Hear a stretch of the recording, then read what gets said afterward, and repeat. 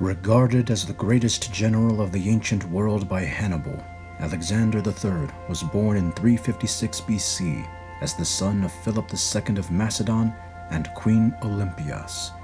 For the first 20 years of his life, Alexander was prepared by the likes of Aristotle to undertake his lifelong goal, to rule an empire whose borders stretched to the edges of the world. Upon his ascension to the throne in 336, his first objective was to consolidate the older Greek territories into his kingdom. When the city of Thebes openly revolted, Alexander ordered its total destruction to prevent other cities from resisting. After the pacification of the Greeks, he turned his attention to the east, and in 334 he set out on his years-long campaign to bring Persia under the rule of Macedon.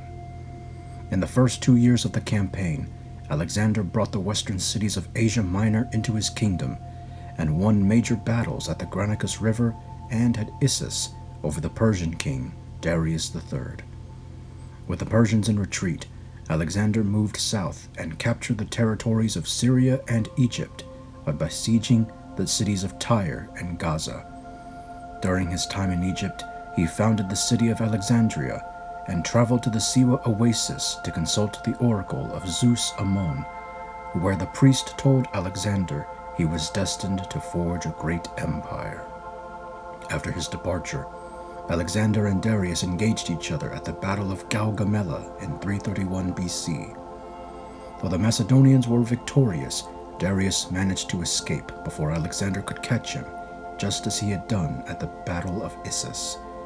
The two kings would not meet again until 1 year later, when Darius was left for dead by his own satraps while moving his forces eastward.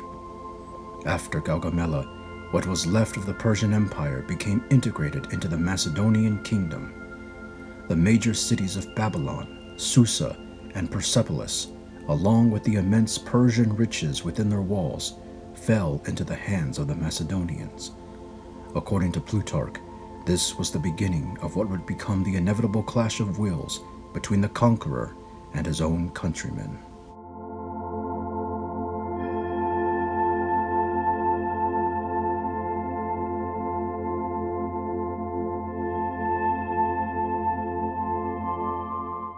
After the burial of Darius in 330 BC and the removal of his conspirators, Alexander prepared his forces for the campaign into India.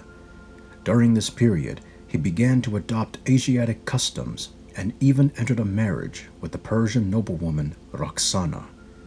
This was done on the pretext of getting the remnants of Persia to accept Macedonian rule. However, the army of Alexander was not in agreement with their king. Because of this, Alexander had to deal with 2 assassination attempts, as well as the outspoken jeers of his own companions. These events led to the deaths of several friends, including Philotas, Callisthenes, and Cletus the Black. By 327, Alexander and the Macedonians were making their way toward the Indus River, capturing numerous cities and defeating fortresses and armies alike. The most notable action came in the late spring of 326 at the Battle of the Hydaspes River, where Alexander and King Porus of India fought to a costly victory for the Macedonians. Fearing the prospect of further action, the soldiers pushed Alexander to return home, which he reluctantly agreed to. For several months, he moved south along the Indus River, cementing it as the boundary of his kingdom by conquering the tribes who lived along its banks. He then traversed the Gradosian Desert, where he lost many men to the harsh climate before finally returning to Susa. Much of the last years of his life were spent restoring order to the various regions of his kingdom, as his absence had led many of his satraps to govern foolishly. Additional events, such as the death of his companion Hephaestion, weighed heavily on Alexander, as he wondered if the gods had given him up to his own devices.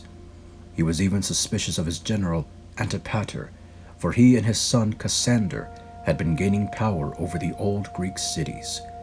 His ambitions were finally checked in June 323 BC, when Alexander died at the age of 32 due to a fever brought on from alcohol. With his death, the kingdom of Macedon splintered, and for the next 40 years his generals waged a civil war to claim as much of the territory as they could. But no one man was strong enough to lay claim to all of it. His legacy was simply too great to inherit. And now we shall turn our attention to his Roman counterpart.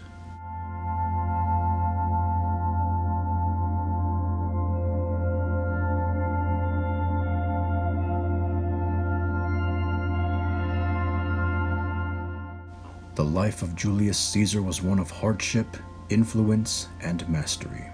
As the nephew of the famous consul Gaius Marius, the Roman dictator Sulla wanted Caesar dead, for he feared he would surpass all that his uncle had been. Fleeing to the east, Caesar entered military service under the governor Thermus, where he earned the civic crown for his role in the siege of Mytilene. After the death of Sulla in 78 BC, Caesar returned to Rome and worked as a prosecutor, earning a reputation for being the second man in the state for his oratorical skill. Around this time, he was captured by pirates and held for 38 days before he was freed by a ransom. He later returned and had all his captors executed. Following this incident, Caesar pursued a political career, beginning with his election to military tribune in the late 70s. He followed this with his ascension to quaestor and aedile before being elected Pontifex Maximus and praetor in 63. His political partnerships with Marcus Crassus and Pompeius Magnus worked to his benefit, and Caesar served his first consulship in 59. For his effort, he was awarded the province of Gaul to govern for 5 years. Though Plutarch does not devote much of his account to the Gallic Wars, he notes how Caesar became immensely popular with his soldiers and some of the political elite. This latter arrangement allowed Caesar to support Crassus and Pompeius in their bids for consulship in 55, which in turn provided him with more time to manage Gaul as his province. His campaigns against the numerous barbarian tribes made him both admired and feared, particularly by Pompeius and the Roman Senate. The deaths of Julia in 54 and Crassus the following year strained what was left of their alliance. With both men unable to relinquish the power they possessed as public figures, Caesar made the calculated decision to cross the Rubicon River in January 49 BC and ignite civil war in his attempt to win total control of Rome.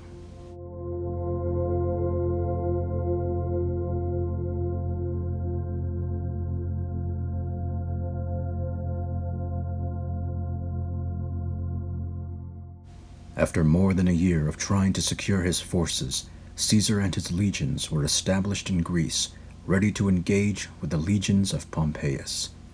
Though he was nearly routed at the siege of Dyrrhachium, Caesar secured a decisive victory at the Battle of Pharsalus in August 48 BC. He pursued Pompeius to Egypt, but was unable to reach him before he was killed at the hands of his own centurion. Caesar's presence in Egypt stirred up the Ptolemaic forces against him, and he was trapped near Alexandria for almost a full year. During this time, he conducted diplomacy with Cleopatra VII and fought against Ptolemy XIII for her ascension to the throne. After securing her authority in Egypt, Caesar returned to Rome through Syria and earned a consulship in 47. The next major objective for Caesar was to finish off the last of the Pompeian supporters, who were now in North Africa. Similar to the war with Pompeius, his forces were almost defeated early on, before Caesar won a decisive victory at Thapsus. On his return to Rome, Caesar celebrated multiple triumphs for his campaigns abroad, before setting off again to finish off the sons of Pompeius in Hispania. By 45, the civil war was over, and Caesar had secured his position as the first man in the state. Elected to be dictator for life, he began making numerous political and economic reforms within Rome. Among these was the reformation of the Roman calendar to be based on the movements of the sun, as the original calendar model had been based on the moon. According to Plutarch, Caesar seemingly desired to be viewed as a Roman king, and this was the justification for a conspiracy against him. On the Ides of March, 44 BC, Caesar came to the Senate House prepared to engage in business matters. Before the session could begin, the senators, led by Cassius Longinus and Marcus Brutus, struck him multiple times with their swords. His body came to rest at the foot of a statue of his old rival, Pompeius Magnus. After the death of Caesar, Rome entered another civil war which accelerated its transformation into an empire.